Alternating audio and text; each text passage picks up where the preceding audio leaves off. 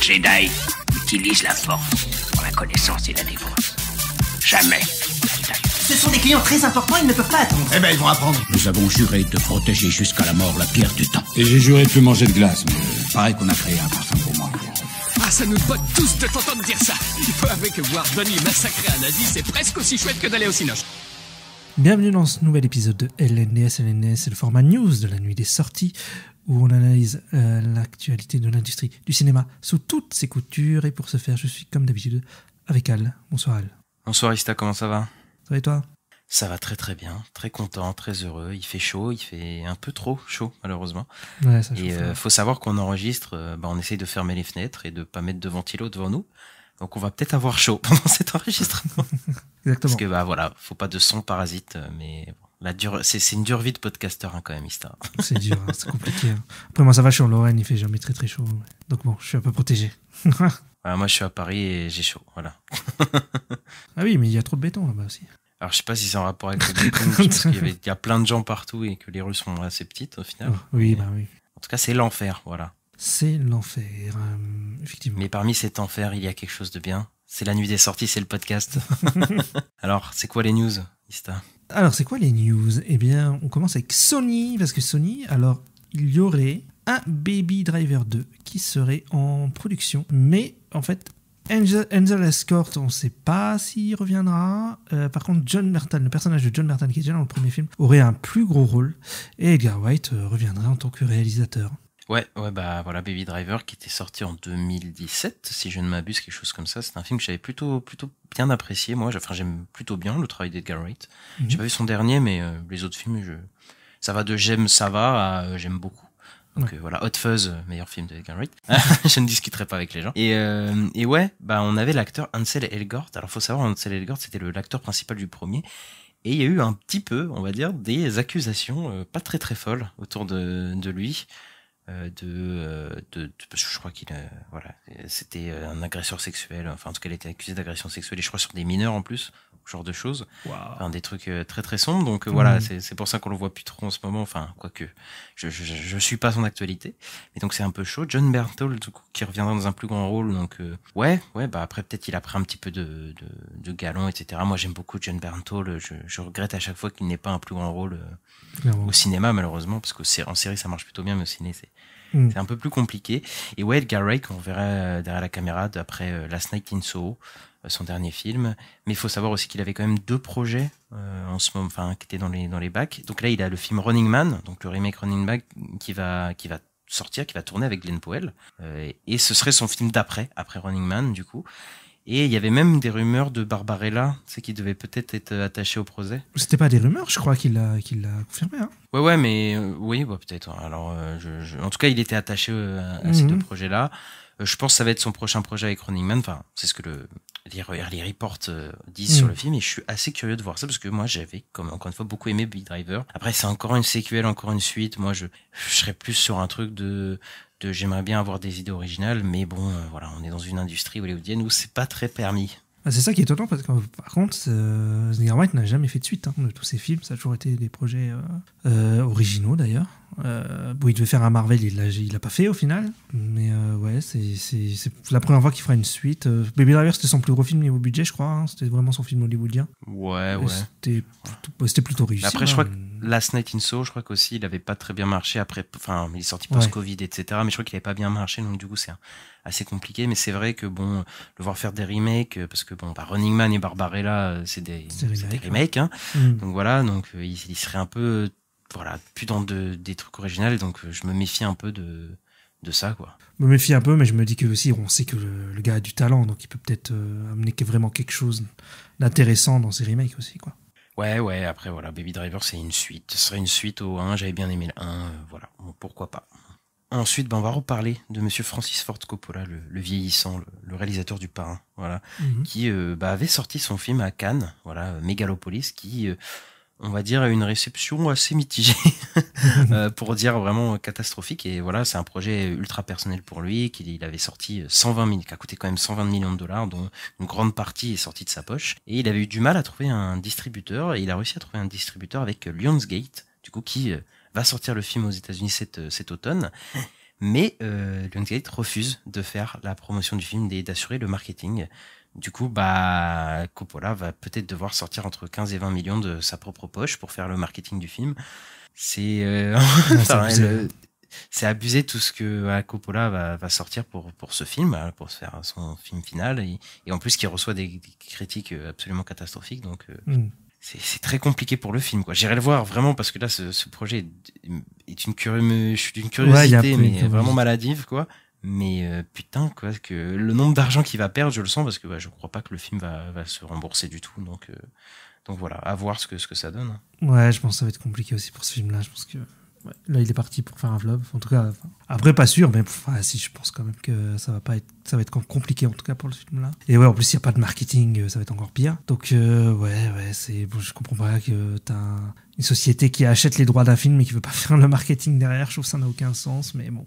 Tout existe. Ouais, ils veulent dépenser le moins d'argent possible, je pense. Après, je sais pas qu'est-ce qu'ils ont négocié. En tout cas, ils vont sortir le film un peu partout. Je sais qu'il y aura des salles IMAX qui vont être occupées par le film. Ouais, c'est vrai.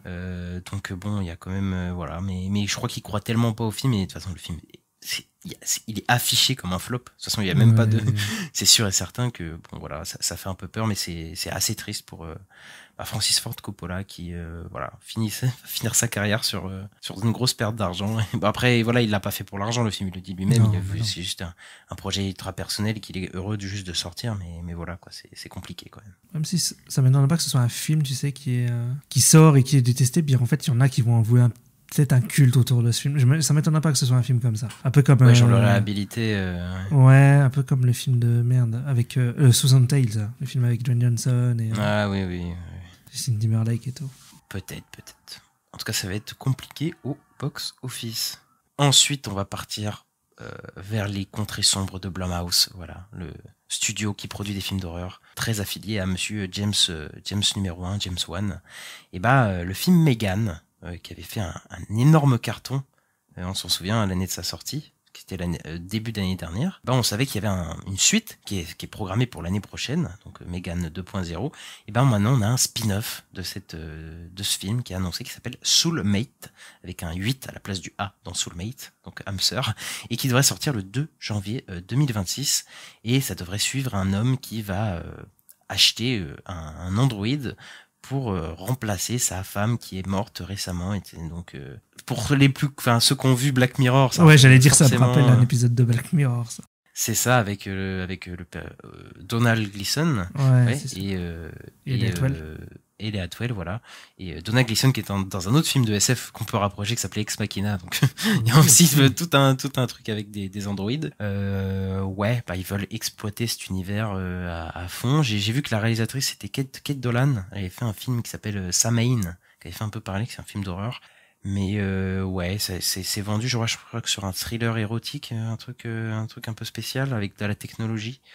Ça peut être sympa. Maintenant, vu le studio derrière, Blumhouse, moi, il m'épate pas. Je m'attends à rien. Je pense ça. Mais je m'attends à rien du tout.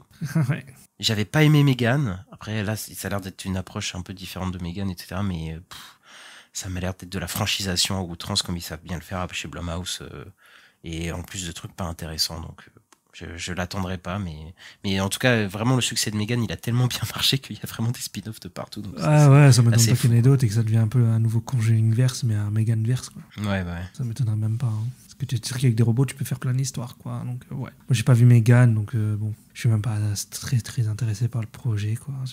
Et vu que c'est Blumhouse, je sens que ça va pas être ouf. Mais ça peut faire un carton au box-office, ça, encore une fois, je pense. Je sens que l'épisode de Black Mirror, en fait, au final, sera bien mieux et aura bien mieux traité la chose. Mais après, on peut être surpris, mais par Blumhouse, j'y crois très moyen, quoi.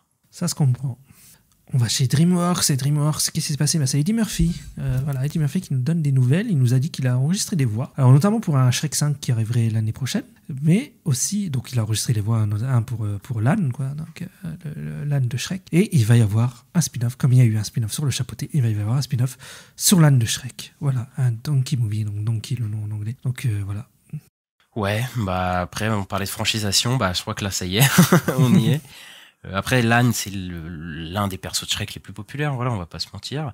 Oui, voilà, ils ont relancé un peu Shrek avec le Chapeauté 2, qui a été un des derniers succès de DreamWorks, qui a vraiment marché pendant une longue période, parce qu'on rappelle que DreamWorks ces dernières années c'était très compliqué pour eux. Là il y a eu Kung Fu Panda, donc ça a plutôt bien marché, et le Chapeauté 2, donc ils se remettent un peu en selle, mais ils vont, voilà, Shrek 5 est déjà en route. Un film sur l'âne, est-ce que c'est vraiment nécessaire, franchement, Ista? Je sais pas, mais le Chapeauté 2 avait vraiment été cool. Donc bon, après, s'ils ont une proposition à faire, pourquoi pas. Moi comme ça, on me dit, ah oui, il y a un film sur l'âne, je suis en mode, bon. Mais si, tu sais, il y a un style esthétique un peu spécial, s'ils s'amusent un peu à faire un truc un peu différent de Shrek, en fait, pourquoi pas. Mais là, oui, je sais pas trop ce que ça va raconter, en tout cas. Bah après, oui, pour le coup, le Chapeauté 2, ils nous avaient tous surpris, voilà, pour le coup. Mais après, je sais pas, moi, l'âne de Shrek, j'ai toujours vu comme un sidekick, en fait. Donc, Oui, qu'il ait son propre histoire, c'est peut-être un peu... Bah après, Better Call Saul, c'était pareil, et voilà. Saul Goodman. Ouais, mais attends, quand même, tu compares Saul Goodman à l'âne dans Shrek, quand même. Là, c'est quand même assez grave, quoi. Et surtout que, bon, voilà, Better Call Saul, il était entre deux bonnes mains, quoi. Je veux pas, oui, c'est ça, voilà, c'était quand même, moi, c'est Breaking Bad, c'est une de mes séries préférées. J'ai eu 5 saisons incroyables. Le mec qui fait un spin-off dessus, bah, il était entre deux bonnes mains, effectivement, entre deux bonnes mains, tu vois. Donc là, Shrek 3, 4, c'était pas fou. Le Chapeauté 1 non plus. Bon. C'est pas parce qu'il y a un sursaut avec le Chapeauté 2 que tout de suite c'est la fête, tu vois. Bien sûr. Parce que ça se trouve, Shrek 5, ça va être la même animation que les Shrek d'avant avec Kung Fu Panda, bah, et on va vite revenir à un truc de base, et ça va peut-être pas nous plaire, hein. Donc bon. Bah après, moi, Shrek 3, j'ai pas aimé, j'ai jamais vu le 4 à cause de ça, donc bon, je sais pas ce que va voilà. Enfin, s'il te plaît, Shrek 4, ça s'appelle Il était une fin, quand même, hein. Oui, donc c'est censé être la fin. Bah ouais, mais bon, on est à Hollywood, donc rien ne finit jamais, donc voilà. Bon, bah, rendez-vous l'année prochaine pour un Shrek 5 et pour les années suivantes pour un film sur l'âne de Shrek. Alors, il y a un animé que moi j'aime beaucoup, c'est Demon Slayer. Et bien, Demon Slayer, il y a eu des infos qui auraient leaké. Alors, elles ont été postées sur un site, donc le site du Jump Victory Carnival.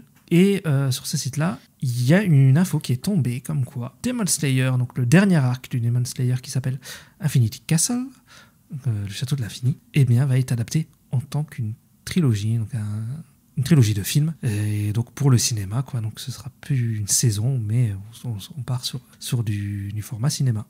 Ce qui, pourquoi pas, moi je suis pas contre, je trouve ça cool. Alors, personnellement, je suis contre, parce que moi j'aime pas les films qui se réadaptent. En fait, tu sais, il y a un truc depuis Dragon Ball Super, j'ai l'impression que ça fait une dizaine d'années, là, que les films, tu sais, c'est un peu la suite des séries d'animés, et qui réadaptent après en série. À chaque fois ils faisaient ça, ils ont fait ça pour Dragon Ball, là où ils ont adapté pour Dragon Ball Super les 2 films qui étaient sortis au cinéma.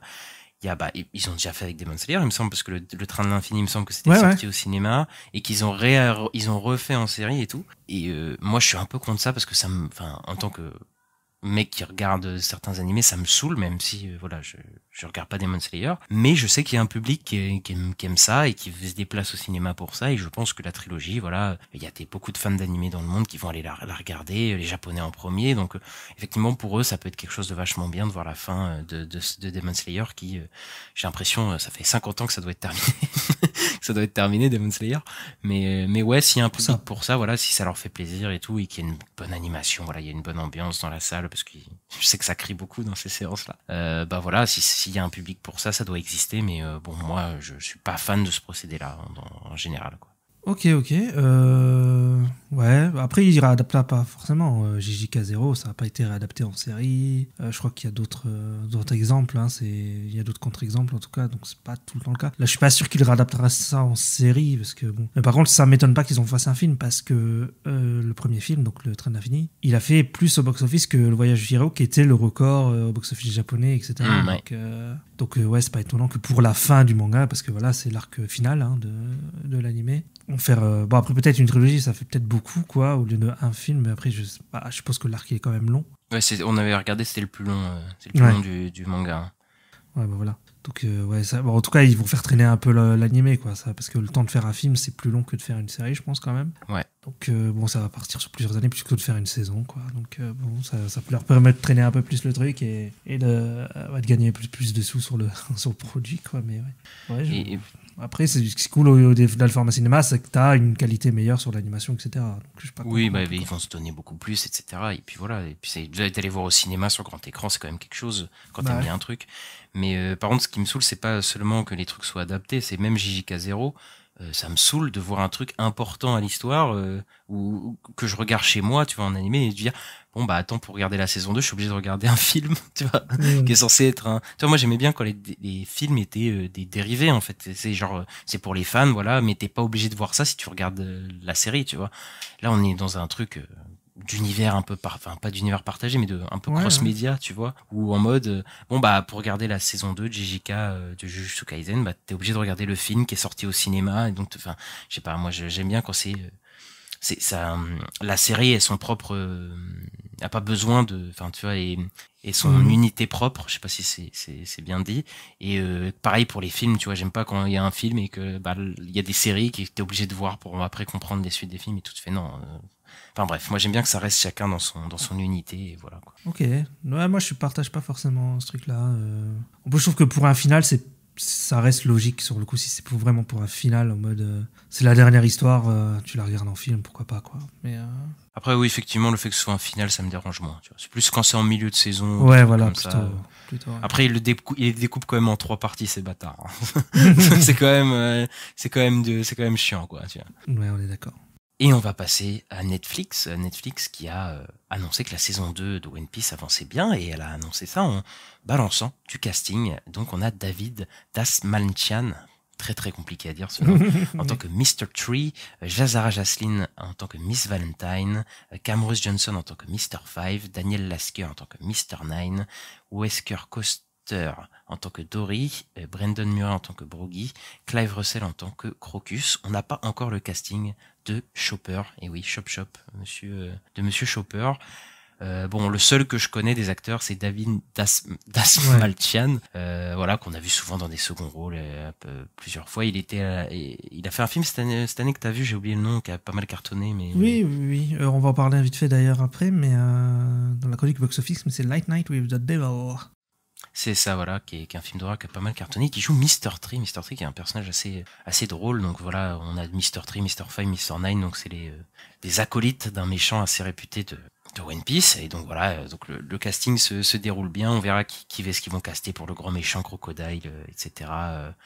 Même Nico Robin aussi. Donc voilà, il y a quand même du gros casting qui est attendu. Et voilà, ouais. Moi après David Dastmalchian, c'est quelqu'un que j'aime bien. Voilà. Nous on n'avait pas trop kiffé la saison 1 de One Piece, sans qu'on l'a trouvé catastrophique.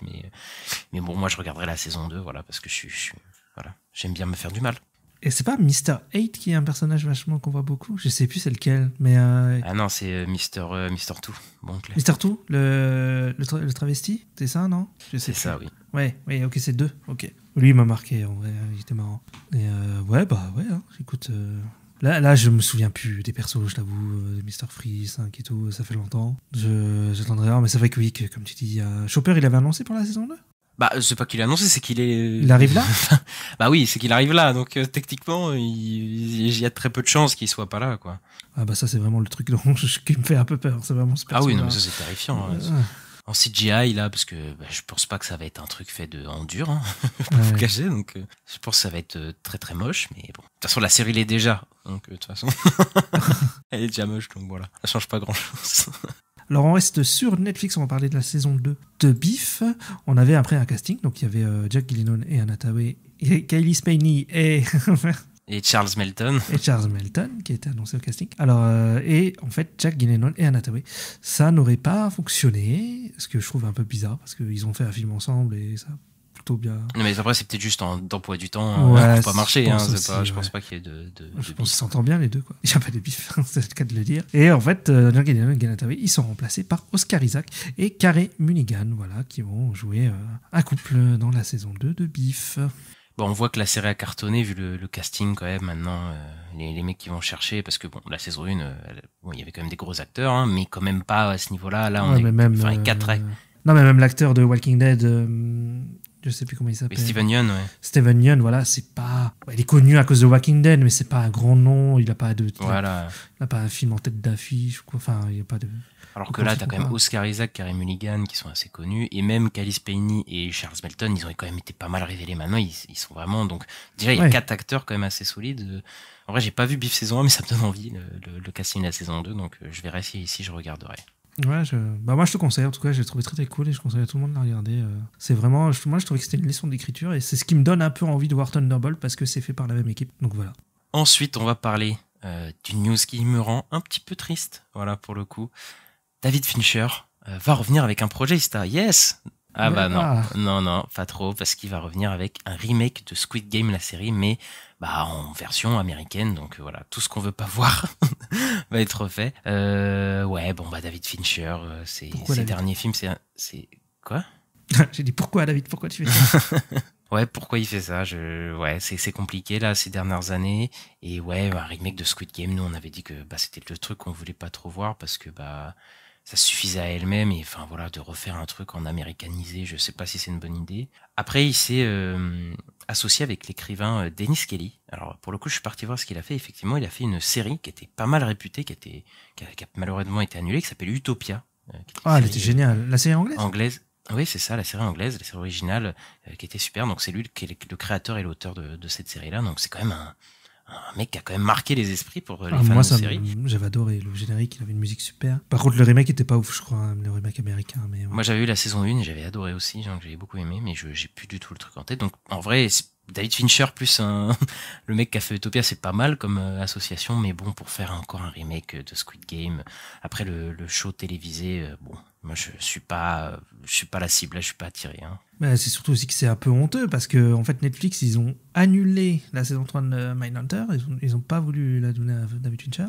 Par contre, on lui fait faire un remake de Squid Game, quoi. Donc alors que Squid Game se tient très bien tout seul, il n'y a pas besoin d'un remake, quoi. Je veux dire, ça a déjà cartonné en étant production coréenne, c'est ça? Sud-coréenne, je crois. C'est ça, ouais. Et pourquoi en faire un remake américain? À ton avis? Ouais, parce que quoi, les Américains sont trop cons pour comprendre le coréen, c'est ça? Non, je pense que ça a bien marché. Je pense juste que c'est pour la thune, moi, tout simplement. Oui. Pas besoin d'aller chercher plus loin, je pense. Je pense que c'est pour ça qu'il y a eu la télé, le show, la télé-réalité dessus, qui a cartonné aussi. Voilà. Oui, Netflix en fait vraiment une marque de ce truc-là, clairement. C'est leur plus gros succès, je pense, sur la plate. En plus de lui-même, en plus, faut savoir, Squid Game, c'est pas un truc qui était une franchise, qui était une adaptation, un truc comme ça. Ça s'est fait. Oui, le truc s'est créé presque de lui-même, quoi, de surprise. Donc voilà, et ils vont capitaliser dessus. La saison 2 arrive, le remake américain, voilà, c'est parti, quoi. Mais bon, ça me refroidit beaucoup parce que moi j'avais plutôt aimé la saison 1 comme tout le monde. Pareil, ouais. Beaucoup ça refroidit pas mal, quoi, franchement. Ouais, j'aime pas ce qu'ils en font là. Ils en font une franchise à la Marvel. Alors que, je suis pas sûr que c'était le but du truc, quoi. Mais on en avait déjà parlé, on avait déjà dit que ça dénonçait le capitalisme et que ça faisait tous les trucs capitalistes derrière, quoi. Donc, après ça, on est coutumier maintenant sur ce genre de truc, quoi. C'est pas la première fois. Et on continue avec Netflix et les décisions très bizarres. C'est qu'on a appris que le nouveau film de Joe et Anthony Russo qui devait sortir cette année, mais on n'a pas de date, donc peut-être il sortira peut-être pas cette année, qui s'appelle The Electric State, donc qui est avec Chris Pratt, Millie Bobby Brown, Brian Cox, je crois qu'il y a aussi dedans Anthony Mackie, Giancarlo Esposito, enfin un casting 5 étoiles. Et qui est un film de SF, voilà, qui est adapté d'un bouquin de SF. Et il coûterait 300 millions de dollars, plus de 300 millions de dollars. J'ai même vu 320 millions de dollars par je sais plus quel site. Donc donc un des films les plus chers jamais fait. On se souvient, on avait parlé aussi du film de F1 de Brad Pitt qui coûtait aussi 300 millions. Donc là c'est la fête, 300 millions. Il y a le Mission Impossible aussi, le prochain. Le prochain, oui. Après ça c'est pour des problèmes de production pour le coup. Ouais. Alors que là, c'est parce que je crois que c'est parce que c'est le budget du film. Voilà, donc ils sont à très confiance en Russo, sachant que Netflix a quand même annulé pas mal de projets cette année. De faire un film qui a coûté 300 millions de patates entre les mains des Russo sur un film Netflix. Tu verras que ça sera pas ouf. Sera comme Greyman. C'est ça que je me dis. Je pense. Ce sera un film Netflix basique. T'as 300 millions de patates, mais c'est pas où sont passés ici dans les cachets des acteurs, quoi. Ouais. En fait, en plus avec Millie Bobby Brown en adolescente et tout, avec Chris Pratt qui joue un robot. T'es déjà fatigué.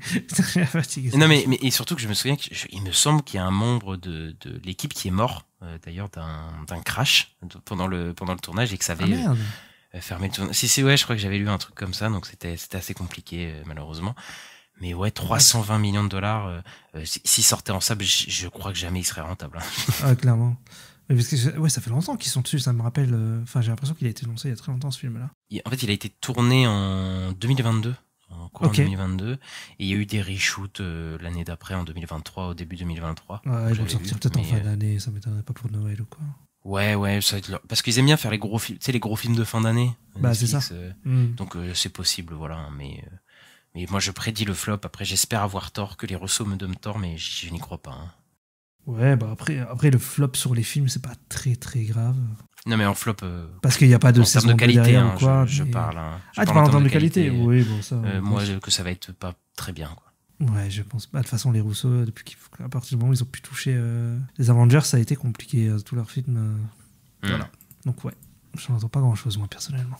On passe chez HBO Warner et Greg Mazin. Donc, Greg Mazin qui travaille, qui est showrunner sur la série Last of Us avec Neil Druckmann. Et ben, c'est Greg Mazin qui nous dit que l'histoire du deuxième jeu de Last of Us, Last of Us Partie 2, pourrait s'étendre jusqu'à la saison 4 pour faire toute l'histoire du jeu. Ouais, on en avait parlé qu'il y aurait Ouais. possiblement une saison 4. Apparemment, c'est pour raconter la fin du deuxième jeu. Moi, je pensais que ça allait être pour faire une saison, enfin, pour adapter le troisième jeu qui est pas annoncé officiellement, mais on s'attend à ce qu'il arrive. Mais donc, ils vont faire la saison 2 sur 3 saisons, ce qui est assez énorme pour le coup. Mais apparemment, le jeu est quand même assez long, donc ça peut Ouais. supporter à peu près à ça. Après, ils ont quand même adapté le premier jeu en une saison et je trouve que ça suffisait. Hein. Même si j'ai des griefs contre la série, je me dis sur la trame du jeu, ça allait plutôt bien. Donc je verrais bien ce qu'ils vont faire pour adapter le deuxième. Après, le premier jeu, il fait genre 15 heures et le deuxième, il fait genre 60-70 heures. Je sais plus, il est ultra long. Donc bon, c'est... Mais on avait un peu théorisé là-dessus. Moi, je t'avais dit que la saison 4, ça serait aussi peut-être encore le deuxième jeu. Et toi, tu disais que non. Et bah, c'est peut-être moi qui va... Ça me paraît hyper long, quoi, quand même. Oui, ça paraît long. 3 saisons pour le Ouais, mais si c'est des deuxième jeu. saisons de 8 épisodes, tu vois, par exemple... Je sais pas, la saison 2, ils ont dit combien d'épisodes, mais... Je sais plus, je crois que c'est 8, hein. Je crois que ça peut Ouais, être 8 ou 7, un truc comme ça. En 8 épisodes, oui, tu racontes 10-15 heures de jeu, quoi. Donc, ouais. Ouais, après après moi j'ai pas fait le deuxième jeu, donc je sais pas, tu sais, ce qui va prendre plus de temps, tu sais, parce que le jeu, il y a le gameplay évidemment qui prend énormément de temps, donc est-ce qu'ils vont adapter tous les trucs et tout, on sait pas, je sais pas comment ils vont adapter tout ça. Quoi. Ouais, mais je sais pas non plus, je suis aussi très curieux parce que dans le jeu, il y a un truc, il y a un twist à un moment et que tu fais des trucs que tu penses pas faire et que voilà. Je sais pas comment ils vont faire dans le. Après, j'ai pas joué au jeu, mais apparemment il y a un changement possiblement de protagoniste. C'est ça. De point de vue complètement sur l'histoire, donc peut-être qu'ils vont jouer sur ça. Ouais. Ça me fait penser à SNK quand tu démarres la saison 4 et tu sais que tu te dis mais est-ce que j'ai lancé le bon animé, je suis plus du tout les mêmes personnages et tout. Je suis en train de me demander est-ce qu'ils vont pas faire la saison 2 le point de vue d'un personnage, saison 3 point de vue d'un autre personnage. Oui. Et après la saison 4 qui serait la finale de tout ça, oui, c'est possible. C'est ça, ouais. Mais on verra, je suis pas sûr qu'ils feront comme ça. Et on continue chez HBO, chez Warner. On va vous parler de la série Harry Potter. On a des news, et oui. Enfin. C'est confirmé que la showrunneuse, parce qu'on vous avait dit qu'il y avait plusieurs personnes en lice, et ben c'est Francesca Gardiner, donc celle qu'on disait que c'était la meilleure potentiellement des personnes qui étaient retenues, sera la showrunneuse de la série. Donc elle a été derrière des séries comme Succession et Killing Eve. Mais aussi on a appris que Mark Mylod donc va être producteur exécutif aussi de la série, mais il va aussi réaliser plusieurs épisodes de la série. Donc Mark Mylod, pour savoir, c'est celui qui a fait Le Menu, qui est sorti il y a fin 2022, que j'avais beaucoup aimé, voilà, qui était un thriller, mais qui a aussi réalisé énormément d'épisodes de séries. Donc j'en cite quelques-uns, donc Shameless, Entourage, Game of Thrones évidemment, Succession, qui a fait énormément je crois qu'il a fait 15 ou 16 épisodes de Succession, donc quand même, Ah ouais. donc quand même pas mal. Donc voilà, ils se connaissent bien du coup avec Francesca Gardiner, qui sont tous les deux bossés dessus, et qui a fait plusieurs épisodes de The Last of Us. Donc c'est vraiment la team HBO, quoi. C'est vraiment les gens qui travaillent pour HBO. C'est ça. Et plusieurs épisodes de la saison qui devraient arriver. Hein. Pas ceux qui de Last of Us. Ouais, oui, d'accord. c'est Okay. Ouais, bah oui, d'accord. Alors pour quelqu'un qui est pas hypé du tout par le show, faut quand même reconnaître que oui, là quand même ils ont pris des gens que j'aime bien, voilà, pour travailler dessus. Ça a l'air vraiment pas mal, donc ils ont vraiment l'air de vouloir rendre un truc assez quali, et heureusement. Ma hype ne va pas tellement augmenter, je vais pas mentir que voilà, je suis très inquiet sur cette série, comme je sais, parce que je trouve que ça sert à rien de sortir une série sur ça, et surtout que c'est très tôt. Mais pour le coup, je la trouve entre de bonnes mains, donc Donc voilà, à voir après les premiers visuels, les premiers castings, etc. Peut-être que au fil du temps, ça me hypera un peu plus, on verra. Peut-être, oui, avec les trailers, tout ça, les visuels, on verra. Hein, bon, les nouveaux acteurs vont s'en prendre plein la gueule, mais quand ils vont être annoncés. Mais ouais, peut-être qu'ils vont convaincre. On verra dans 2 ans, je crois que c'est 2026 que c'est prévu. Donc ouais. Ouais, moi je suis un peu curieux quand même de voir ce que ça va donner. On reste chez HBO et on va parler des Green Lantern. Moi je suis trop content qu'il y a des nouvelles des Green Lantern. Ça fait au moins 20 ans qu'on attendait depuis le film de Ryan Reynolds, on attend des nouvelles d'un projet Green Lantern. Et voilà, donc la série Lantern, donc qui avait été annoncée par James Gunn, eh bien on a appris qu'elle a été greenlightée pour 8 épisodes. Donc la série va suivre Jon Stewart et Hal Jordan qui font une enquête sur un meurtre en Amérique. Chris Mundy, donc qui a travaillé sur Ozark, va servir de showrunner avec Damon Lindelof et Tom King qui vont coécrire le scénario. Voilà. Et il y a une autre petite news liée à cette production, c'est que HBO, ils vont faire un nouveau label qui s'appelle HBO Originals. Et donc ce sera pour tous leurs gros projets de blockbuster séries, voilà, avec des gros budgets. Donc comme Lanterns, Welcome to Derry, la série Harry Potter aussi, dont on vient de parler. Et voilà, ça va d'abord sortir sur HBO pour ensuite être sur Max, quoi. Ouais, c'est ça, sur la chaîne du coup HBO. Sur la chaîne télé. Ouais, bah après, oui, pourquoi pas. Je ne vois pas d'opposition avec ça. Et puis ça m'a l'air d'être une bonne strat pour le coup. Lanterns, du coup, 8 épisodes. Donc ce serait, je pense, des épisodes assez longs, je pense, assez quali. Je pense que c'est format 50 minutes, 1 heure par épisode, je pense. Bon, il y a un truc qui me rebute un peu dans le sujet, c'est que on va être beaucoup sur Terre, j'imagine. Donc voilà, c'est un peu le truc qui me, que vous en avez déjà parlé, qui voilà me rebute un peu. Après, Chris Mundy, du coup, a fait Ozark. Oui, ça a l'air d'être plutôt quali. Damon Lindelof, on le connaît, voilà, de la Lost, de Leftovers, voilà, il est connu assez. Et Tom King, c'est un écrivain de comics, hein, c'est ça. C'est ça, ouais. C'est un mec de comics, donc voilà, il a l'air d'avoir une bonne team derrière. J'attends du casting, voilà, pour voir qui va faire Jon Stewart et Hal Jordan, parce que ça va être assez important aussi, et je leur fais confiance. Mais ouais, je suis de plus en plus, ouais, j'ai vraiment envie de la voir, cette série Lanterns. Ça peut être vraiment, vraiment stylé. Hein.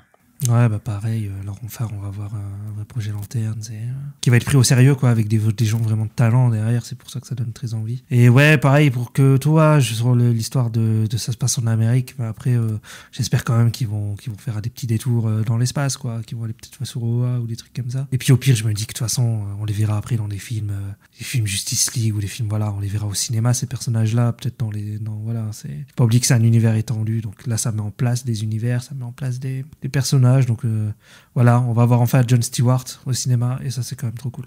En série télé pour l'instant. pas en série télé, mais on va la voir, voilà. Oui, bah après on anticipe qu'il apparaîtra après en film. Et pour rester sur les infos DC Comics, on va parler de Batman Caped Crusader, dont un trailer est sorti juste au moment où on enregistre.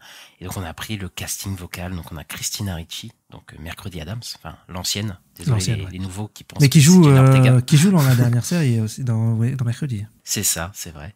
Elle joue Catwoman, enfin double Catwoman. On a Jamie Chung qui double Harley Quinn, Dedrick Bader qui va être Harvey Dent. Et Harvey Dent a l'air d'avoir une grosse place parce que j'ai vu des images du trailer, etc. Il a l'air d'être assez présent. Donc moi je suis fan d'Harvey Dent, donc voilà, je suis content.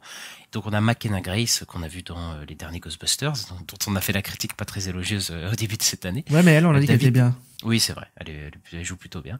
David Krumholtz, Hayley Joel Osment, et Minnie Driver, donc voilà, vont être dans la série. Et pour doubler Batman, on sait que Kevin Conroy, le doubleur emblématique de Batman aux États-Unis, est malheureusement décédé il y a 2 ans, un truc comme ça. Oui. Et c'est Amish Linklater qui fait la voix de Batman. Est-ce que tu l'as entendu, la voix de Batman? T'as eu le trailer, donc tu l'as entendu. J'avais vu même qu'ils ont annoncé la voix là.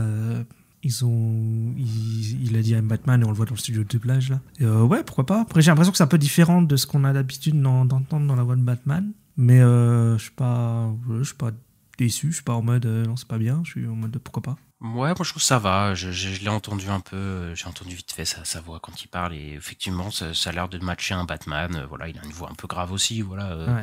Après, bon, oui, effectivement, moi je suis très attaché à Kevin Conroy, donc ça va me faire bizarre, je pense. D'entendre Batman comme ça, mais bon, il y a eu tellement d'interprètes façon de Batman qu'au final, voilà, j'espère qu'il fera un good job et on verra ça. Et puis après, il a un beau casting. Moi, j'aime bien le casting à Christina Ricci en Catwoman. Je trouve que c'est bien. Jamie Chung aussi. Ça a l'air vraiment d'être quali, quoi. Ouais, clairement, j'ai hâte de voir ça. Puis c'est dans pas si longtemps que ça. Hein, ça arrive en août, donc. Ouais, dans un peu plus d'un mois, hein, parce que ça sort début août, 1er août, je crois. Donc, ouais. C'est dans quasiment un mois. Ensuite, on va partir dans les contrées sombres de Disney et Inside Out. Voilà, on a fait une review de Inside Out 2, donc Vice Versa 2. Allez l'écouter. Et on a le spin-off qui avait été annoncé bien avant la sortie de Vice Versa 2.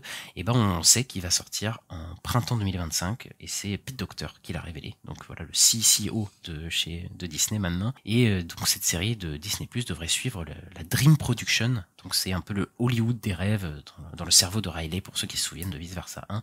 Et donc voilà, on va suivre les rêves, comment ces rêves sont créés dans l'esprit de Riley. Et on espère possiblement d'autres personnages, peut-être, ça pourrait être pas mal. Est-ce que ça te hype, cette série Pas spécialement, je t'avoue, c'est pas forcément le truc que j'ai envie de suivre. Donc bon. Après, je sais même pas si c'est une grosse série, parce qu'il me semble que j'avais lu que ce serait peut-être des courts-métrages. Oui, je pense que ça va être ça. Je pense que ça va être un format très court. Je pense ça va être un truc assez. Mais comme ils en font Pixar depuis longtemps, c'est des petits. Bien sûr. À chaque fois des courts métrages, etc. Là, je pense que ça va être une série de courts métrages. On en aura peut-être 8 ou 10.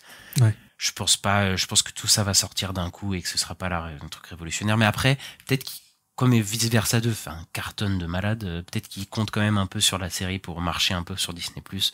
Il y a moyen, donc voilà. Mais je pense pas qu'il faut la prendre comme une grosse série non plus. Hein. Parce que j'ai l'impression que l'autre série là qui vont faire Win or Lose, par contre, ça serait vraiment des épisodes de 20 minutes et tout. Par contre, celle-là, je crois que c'est vraiment des histoires de court-métrage. Comme il y a eu une série Cars comme ça l'année dernière où c'était des épisodes de 5 à 10, entre 5 et 10 minutes. Et il y avait, je sais plus, 8 épisodes. Et c'était pas fou. J'avais un peu commencé à regarder, j'ai pas trouvé ça fou. Donc ça me hype pas spécialement. On va parler Star Wars, on a une petite news Star Wars, donc qu'est-ce qui se passe, c'est par rapport à la série Andor, la saison 2, eh bien on a appris que Ben Mendelsohn, donc qui jouait Krennic dans Rogue One, eh bien va revenir dans la saison 2 d'Andor, son personnage va revenir. Alors je pense qu'ils vont faire revenir plusieurs personnages de Rogue One dans la saison 2 d'Andor, pour faire un peu le lien parce que ça va faire le lien entre la saison 2 et le film, donc bon, je pense qu'on va voir du monde. Oui, après voilà, Krennic, c'était le méchant de Rogue One et voilà, Andor se rapproche, je pense, de Rogue One dans la timeline à un moment donné, je pense. Donc effectivement, il va revenir en tant que méchant. Voilà, c'est une petite news qui est sympathique pour les fans parce que moi je l'aimais beaucoup, Ben Mendelsohn, il est vraiment très bon cet acteur. Ouais. Donc voilà, après j'ai pas vu Andor saison 1 mais je pense que je la rattraperai avant la saison 2 et je pense que voilà, ça va bien hyper les fans parce qu'il y a une grosse fanbase d'Andor qui est la meilleure série Star Wars. la série Star Wars, celle qui est la plus réputée, voilà, on a une confirmation, Marvel Studios sera bien à la San Diego Comic Con dans le fameux Hall H, là où ils font les présentations avec les présentations PowerPoint de leur prochain projet. La dernière fois c'était en 2022, l'année dernière ils avaient esquivé, hein, ils étaient pas là. Bon après il y avait eu tous les problèmes aussi, il y avait eu toutes les grèves, il y avait eu le fait qu'ils se remettaient en interne, ils étaient en train de tout retravailler. Donc voilà, là on va avoir enfin des nouvelles. Je pense que c'est le moment aussi pour dire un peu ce qui se passe, parce qu'il y a plein de choses qui ont changé. En vrai depuis 2022, il s'est passé beaucoup de choses dans le MCU. Et en interne chez Marvel Studios. Donc là, les prochains projets, on ne sait pas forcément quand ils arrivent, etc. Je pense notamment à Ironheart, par exemple. Donc ce serait bien de savoir où on en est, Armor Wars, etc. Donc moi, ça me fait plaisir de voir qu'ils sont là. Et j'ai hâte. Ouais, parce que là, Kevin Feige, voilà, il a un plan, mais qui est un peu flou pour beaucoup de gens. Là, ils vont faire la belle timeline, là, comme il aime bien faire, là, avec sa belle liste de projets qui arrivent, et je pense que voilà, il va bien calibrer, et il y aura sûrement quelques surprises, je pense, quelques trucs. Ouais. Dont on sait pas. D'ici, normalement, il doit être là aussi, hein, James Gunn a dit qu'il serait pas là, en tout cas. James Gunn serait pas là, mais DC sera peut-être là. Je sais pas, je me pose des questions. Je sais pas si DC film, tu vois, si James Gunn n'est pas là, je suis pas sûr qu'il parle des films, tu vois. Il y aura DC Comics, enfin, ils ont tourné avec les comics, quoi, mais je suis pas sûr qu'ils aient un gros spot, etc. Ouais. Voilà, ouais. Voilà, donc voilà, San Diego Comic Con, c'est un peu la réunion de beaucoup de fans, de plein de séries, de films, de comics, de tout. Ouais, il y a de plus en plus de mangas aussi, hein, là-bas maintenant. C'est ça aussi, et c'est vrai que le Covid a un peu un peu tué le truc parce que c'était quand même un endroit où beaucoup de studios venaient annoncer des trucs et venaient faire plaisir aux fans et c'est vrai que depuis le Covid c'est un peu baissé, voilà, il y a beaucoup moins de gens et là le fait que Marvel revienne là-bas, ça va quand même créer un engouement quand même assez sympa quoi. Mais on espère peut-être l'année prochaine qu'on aura DC, Marvel, enfin tous les gros trucs comme à l'époque, et ça pourrait être vachement bien quoi. Et on va parler d'un projet que lui ne va pas très bien malheureusement. C'est Blade. On a encore des infos sur Blade. C'est que une ancienne version de Blade qui devait se tourner l'année dernière, et elle était prévue pour se passer dans les années 1920. En fait, l'histoire devait se passer en 1920 avec Maya Goth qui devait jouer Lilith, donc qui est un personnage, une méchante, c'est ça des comics, il me semble. Oui, c'est je sais plus, la reine des démons. Enfin, je sais plus, mais c'est des vampires ou des démons, un truc comme ça. Mais en tout cas, voilà, elle devait jouer sûrement la méchante. Et on sait qu'il y a eu beaucoup de problèmes de production, voilà, sur Blade, etc. Et maintenant, la nouvelle tech sur Blade, ce serait qu'il serait dans le présent déjà, donc ce serait plus en 1920. Et le plan qu'on avait annoncé la dernière fois, c'est que le script soit écrit pendant l'été et qu'ils aillent chercher des réalisateurs juste après. Et le tournage est toujours annoncé pour la fin d'année, donc faut peut-être se dépêcher pour le coup. Et Mahershala Ali, elle est apparemment très frustrée du développement du film parce que lui, ça fait 5 ans qu'il est pas très content du développement. Ouais. Je suis un peu déçu qu'ils aient décalé le truc au présent parce que je trouvais que aller en 1920, ça pouvait donner un truc vraiment sympathique, je trouve, une autre ambiance, de s'éloigner du présent, du MCU, etc. Donc c'est assez dommage. L'implication de Maya Goth est plus très très sûre, on ne sait pas quelle place elle aura vraiment dans le je crois qu'ils ont dit qu'elle est toujours là, mais on sait, est-ce qu'elle joue encore Lilith, mais je crois qu'elle est toujours au cast. Ok, elle est toujours annoncée. De toute façon, le script n'est pas écrit, donc voilà. Mais ouais, ça devient vraiment une blague, ce Blade, pour le coup. Et je sais, il faut vraiment qu'ils règlent leurs problèmes avant de rentrer en tournage, parce qu'ils avaient annoncé 100 millions. S'il y a des problèmes et tout, et que le budget il augmente, bon, c'est pas très bon tout ça. Mais je pense que s'ils le font en présent, je pense savoir pourquoi. C'est parce qu'ils veulent le mettre dans les Midnight Sun. Donc je pense quand même qu'ils vont le tourner fin d'année. Hein. Mais après, là, on n'empêche pas l'autre. Toi, moi, je voyais bien que Blade, de toute façon, il peut vivre pendant longtemps, tu vois, Blade. Oui, bien sûr, oui, ça peut se faire aussi. Tu fais une origin story qui se passe en 1920, ça peut être vachement bien, tu vois, mais bon. Ouais, mais non, mais moi je pense que c'est quand même pour ça, pour le mettre un peu en relation dans le MCU, quoi, pour dire qu'il est dans le MCU. Après, peut-être aussi parce qu'il veut le faire interagir avec d'autres personnages. Oui, c'est ça.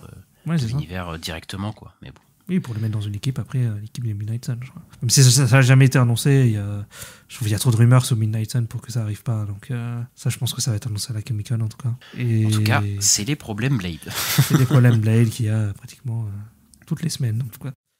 On va parler d'X-Men. Alors, on avait annoncé que Michael Leslie avait été embauché pour scénariser le film, donc le reboot d'X-Men chez Marvel Studios. Eh bien, le premier pitch que Michael Leslie a présenté, le roster serait donc le roster de X-Men 97, donc l'équipe qu'on a vue dans X-Men 97, Rogue, Cyclope, Storm, en tout cas tous les meilleurs, quoi. Enfin, moi, c'est ce que j'aime bien. Moi, je suis content si c'est ça. Ouais, après, il y a un gros casting, du coup, donc va falloir gérer ça. Après, je pense qu'il y en a qui seront plus importants que d'autres, comme d'habitude. Donc voilà, peut-être qu'ils respecteront Cyclope cette fois. Bah c'est ça, c'est le seul truc que j'attends. Hein. Storm aussi, ce serait bien qu'il la respecte un petit peu. Mais ouais, voilà. Voilà, ça fait plaisir. J'espère qu'ils prennent ce roster. Ça serait cool et que si on ait une version live de X-Men 97, ça serait chouette. Et on a aussi, chez Sony, ils seraient en train de caster le rôle de Miles Morales pour un prochain film Spider-Man en live action. Donc voilà, Miles Morales, il arrive. On s'en doutait que ça arrive à un moment. Il a eu son jeu vidéo, il a eu son film d'animation. Au bout d'un moment, la prochaine étape, c'est le live action. Donc je pense qu'on va le voir. Je suis pas sûr qu'on le voit dans le prochain film Spider-Man, mais peut-être après. Ouais, mais là, ça me pose une question. Est-ce que Sony va faire son Miles Morales de son coin ou est-ce qu'ils vont l'intégrer au MCU? Moi, c'est ça que je veux savoir. Ah, bonne question. Parce qu'en fait, parce que là, en fait, cette annonce me fait dire que c'est pas dans le MCU, en fait. Ça me fait dire que... en fait, c'est ça qui me fait peur parce que moi j'étais dans mon truc de... Putain, ils vont faire un film... Enfin, tu sais, ils vont faire la dernière trilogie de Tom Holland et il va passer le flambeau à Miles Morales, mais... Ouais. Mais du coup, en fait, le fait qu'il annonce ce truc comme ça, je sais pas du tout si ça va être dans l'MCU. Hein. Enfin, en tout cas, c'est pas annoncé dans l'MCU pour l'instant, on sait pas du tout. Je sais pas, j'aurais dû. Ouais, c'est parce que c'est Jeff Snyder qui en a parlé, je sais pas s'il a précisé MCU. J'ai pas fait gaffe, mais après, oui, il dit Sony, mais bon, Sony, je crois qu'il caste. Enfin, je sais pas, je crois que sur le casting, est-ce que c'est eux qui ont choisi pour Tom Holland? Je sais pas du tout. Non, mais en fait, je sais pas s'ils vont. Tu vois, parce qu'ils ont prêté le personnage à Disney, hein, Ouais. vous savez. Mais est-ce qu'ils même ils vont faire ce film-là avec Disney, tu vois? Oui, Là, pour bien l'instant, sûr. Ouais. Mais après, le truc, c'est que Miles Morales est teasé dans Coming, donc ouais, je sais pas. Bah, c'est ça que je me dis, mais tu vois, il est pas annoncé comme film du MCU, tu vois. Enfin, en tout Non, cas, j'ai bah pas après, vu ça. il est pas annoncé, le film, c'est une rumeur. Oui, Ouais. c'est une rumeur, mais bon, c'est que c'est très enfin, on sait que, on s'en doute qu'elle doit être vraie, tu vois. Ouais. Mais moi, c'est ça enfin, on aura sûrement des infos dans les mois. Peut-être même Kevin Feige, bon, après, j'en doute vu que c'est Sony, mais peut-être que voilà, on aura plus d'infos. Parce que peut-être qu'il caste un Miles Morales, tu vois, mais qui sera pas en. Bah, tu sais, comme dans le premier jeu Spider-Man PS4, là, en fait, il est juste dans l'histoire, mais il a pas de pouvoir, tu vois. Ah oui, après, voilà, mais oui. Ok. Bah après, peut-être oui. Bah peut-être c'est pour Il ça. peut être dans le prochain film Spider-Man, mais. Oui, utiliser. Bah après, moi, j'espère, parce que j'espère pas qu'ils vont faire leur film Miles Morales dans leur coin, parce que je sentirais pas du tout, moi. Ouais, je sais pas. Pour l'instant, Sony, c'est toujours flou. Hein. On sait pas ce qu'ils vont faire après Venom et Kraven. Donc, Ils sont capables de jouer sur l'ambiguïté de faire un film Miles Morales, mais de pas trop dire qu'il est dans l'MCU et tout, donc je me méfie d'eux, quoi. Et la news What the fuck, pour finir nos news, c'est une news sur Kingdom of the Planet of the Apes, donc un film dont on a fait la critique, allez écouter notre podcast. Eh bien, il y a une version alternative qui va sortir en digital le 9 juillet, et ce cut, il inclut le film entier, mais les acteurs sont en combinaison de mocap, donc ils ne sont pas du tout en singe, voilà. Je sais pas, ils se sont tapés un gros délire. Après, c'est peut-être pour montrer un peu l'envers du décor, etc. Et donc ça peut être intéressant, mais me taper tout le film, les 2 heures. Ouais, c'est ça surtout. Avec ça, ça peut être mais... Après, ça peut être hyper drôle en vrai. Par contre, ça peut être avoir des mèmes et tout. Alors merci d'avoir sorti cette version juste pour le fou rire, mais c'est pas du. Enfin, je peux pas regarder sérieusement une version comme ça, moi en tout cas. Ouais, moi non plus, je pense que je vais avoir du mal à regarder 2h30 d'un film avec des gens qui font les cons. Donc ouais, ça va être très bizarre. Bon. Et bah c'est fini pour cette semaine. Pour les news, on va passer à la chronique Box Office Tista. On a appris du coup récemment que la saison 4 de The Boys avait augmenté son viewership de 21% par rapport à la saison 3. Donc la série ne fait que progresser en termes de vues, bien que il y a eu des backlash sur cette dernière saison de The Boys. Donc on en parlera sûrement en critique, hein, mais bon que ça a beaucoup divisé. Surtout certaines parties qui étaient pas très contents de certains choix de la dernière saison, mais le choix est de plus en plus regardé, donc pour le coup le marketing et l'aura des dernières saisons marche toujours bien sur The Boys, hein. Ça reste quand même l'une des séries Amazon les plus avec le plus de succès, quoi. Ouais, je pense que c'est leur plus gros succès même d'Amazon, il y a pas au-dessus, hein, je pense, et clairement ça prend toujours, clairement. Il y a Variety qui a fait un petit bilan de j'ai envie de dire demi-saison, mais de mi-année, quoi, parce qu'on on est la fin du mois de juin, donc on a fait 6 mois sur 12 de l'année, et donc sur la moitié de l'année, qu'est-ce qui a été gagnant au box-office et qu'est-ce qui a perdu, voilà, on fait un petit bilan. Alors les gagnants, c'est Inside Out 2 forcément, alors pour l'instant il y a 762 millions au box-office avec un budget de 200 millions, donc c'est un énorme succès. Il y a eu Dune partie 2, voilà, avec 711 millions pour un budget de 190 millions. Il y a Bob Marley, One Love, voilà, le biopic sur Bob Marley, qui a fait 179 millions au box-office avec un budget de 70 millions. Light Night with the Devil, dont on parlait tout à l'heure avec David Matsmalchian, qui a fait un box-office de 12,3 millions. Par contre, on n'a pas son budget, mais je pense que c'est pas énorme. The Garfield Movie, donc le film sur Garfield, qui a fait 230 millions de budget avec de box-office avec un budget de 60 millions. Et Bad Boys, Ride or Die, qui a fait un box-office de 180 millions avec un budget de 100 millions. Et par contre, dans les gros perdants, on a malheureusement Furiosa, Mad Max Saga, qui a fait 168 millions de box-office pour un budget de 168 millions. If, le film de John Krasinski, qui s'appelle chez nous Blue et compagnie, qui a fait un box-office de 180 millions pour un budget de 110. The Fall Guy, qui a fait un box-office de 171 millions pour un budget de 140. Madame Web, qui a fait un box-office de 100 millions pour un budget de 80 millions. Argyle, qui a fait un box-office de 96 millions pour un budget de 200 millions. Et The Watchers, donc le film de la fille de Night Shyamalan, qui a fait un box-office de 29 millions pour un budget de 30 millions. Voilà. On a fait plusieurs critiques, il y a plusieurs films de celle-là, donc on a fait des podcasts, donc allez les écouter, voilà, si vous voulez notre avis. Voilà, je trouve ça intéressant de voir un peu qu'est-ce qui a pris, qu'est-ce qui a pas pris au box-office. en cette moitié d'année, quoi. Après, pour Argyle, juste la production du film n'a pas coûté 200 millions. Oui. C'est les droits pour le film, donc le film n'a pas coûté 200 millions pour être tourné, quoi, pour le coup. Ouais. Mais bon, faut prendre en Mais compte. bon, c'est comme l'Exorciste, quoi. Oui. Et ben, on va passer au box-office américain, Ista. Mhm. Alors, à la 5e place, on retrouve Garfield, héros malgré lui, qui est toujours pas sorti chez nous, mais pour sa 5e semaine, qui rapporte 3,7 millions de dollars au box-office américain, pour un total de 85 millions sur le sol américain, et un total monde à 230 millions pour un budget de 60 millions. Voilà, c'est déjà un des plus gros succès de l'année. Voilà, tu l'avais dit juste avec la chronique juste avant. Voilà, il va sortir chez nous, et je pense qu'il va pas mal marcher aussi chez nous. Au 4e, on a La planète des singes au royaume qui a perdu une place pour sa 7e semaine et qui fait 3,8 millions de dollars pour un cumul de 164 millions domestiques. Et mondialement, il est à 385 millions. Ouais, il tient bien, La planète des singes. À chaque fois, il est dans le top 5. Voilà, donc, alors que ça va faire presque 2 mois qu'il est sorti, donc c'est quand même pas mal, quoi. C'est impressionnant. Et cette semaine, on retrouve The Backrider, voilà, nouvelle sortie au cinéma américain et au cinéma français d'ailleurs aussi, qui a rapporté 9,6 millions de dollars pour sa première semaine aux États-Unis et pour un total de 13 millions dans le monde. Donc on sait qu'il a un budget d'à peu près 40 millions, donc bon, ça va être très compliqué de rembourser ce budget-là. Donc petit flop pour le film de Austin Butler. C'est triste. En 2e place, on a Bad Boys Red or Die qui tient sa 2e place comme la semaine dernière pour sa 3e semaine avec 18,8 millions de dollars en domestique pour un cumul de 147 millions et mondialement à 289 millions. Donc on l'a dit tout à l'heure aussi, très gros succès pour Bad Boys, de ceux qui ont le plus réussi dans cette première moitié d'année. C'est ça, il se maintient très bien. Et il y en a un autre qui se maintient bien, et il se maintient bien au top. C'est Vice Versa 2 qui, pour sa 2e semaine aux États-Unis, a fait 101 millions de dollars. Voilà. Il rejoint les films qui, pour leur 2e semaine, ont fait 100 millions de dollars au box-office. Et il a un total de 356 millions de dollars pour sa 2e semaine aux États-Unis, et un total monde à 725 millions de dollars. Voilà. Donc c'est d'ores et déjà l'un des plus gros succès de l'année, et potentiellement le plus gros succès de l'année. Et voilà, il va dépasser le milliard très très rapidement, et il est rentable, et voilà, on va se taper des suites à non plus finir. Clairement. Et on va passer au box-office françaisiste. En 5e, on a The Backriders, voilà, c'est pareil, première semaine, qui fait 72 000 entrées, ce qui, je crois qu'il n'est pas fou. Hein.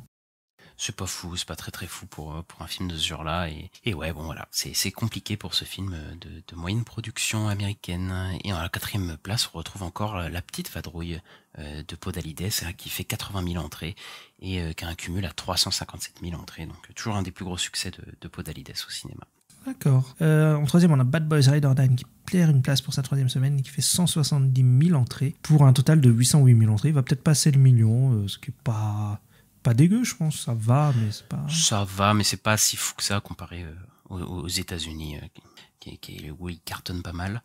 Et à la 2e place, on retrouve un petit truc en plus qui est détrôné, enfin, qui n'est plus premier, et qui atteint... Ouais, mais quand même. Évidemment, c'est un des plus gros succès de l'année en France, et qui, pour sa 8e semaine, a fait 482 000 entrées pour un total à 7,8 millions d'entrées. Et voilà, il se dirige vers les 10 millions, ouais. et même potentiellement les 12 millions en fin de carrière. Donc il baisse encore très très peu. Donc voilà, c'est un truc de fou toujours ce qui se passe avec ce film. 480 000 entrées pour une 8e semaine, c'est quand même énorme, quoi. Ok, ouais. Et en premier, on a Vice Versa 2 qui fait un énorme carton aussi en France, qui dévale tout sur son passage et qui fait pour sa première semaine 1,9 million d'entrées, donc pratiquement 2 millions. Voilà, le bulldozer qui arrive et qui défonce tout, quoi. Oui, c'est la plus grosse entrée dans le box-office cette année, et je pense qu'il va plutôt bien se maintenir. Donc voilà, et c'est une grosse semaine là qu'on a eu au ciné, en termes d'entrée au ciné cette semaine grâce à Vice Versa, et un petit truc en plus évidemment. Donc ouais, là c'est bien parti. Le box-office se porte plutôt bien en ce moment. Donc voilà. C'est cool, parce qu'on avait un peu peur que les chiffres... On verra les chiffres en fin d'année, mais est-ce que ce sera mieux que 2023 ? Je sais pas.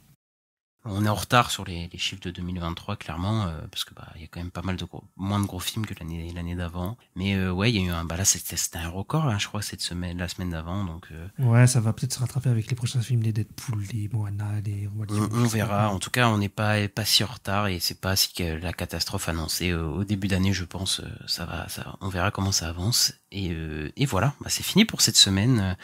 On espère que vous avez beaucoup aimé cet épisode et n'hésitez pas à lâcher un petit pouce en l'air, les 5 étoiles, ça fait toujours plaisir, à vous abonner selon votre plateforme de streaming, à nous suivre sur les réseaux sociaux @la nuit des sorties sur Twitter, sur Instagram, sur TikTok, et on se retrouve très bientôt pour la critique de la semaine qui sera sur Sans un bruit, jour 1, donc restez connectés. Et on se dit à plus Ista. À plus. Ciao.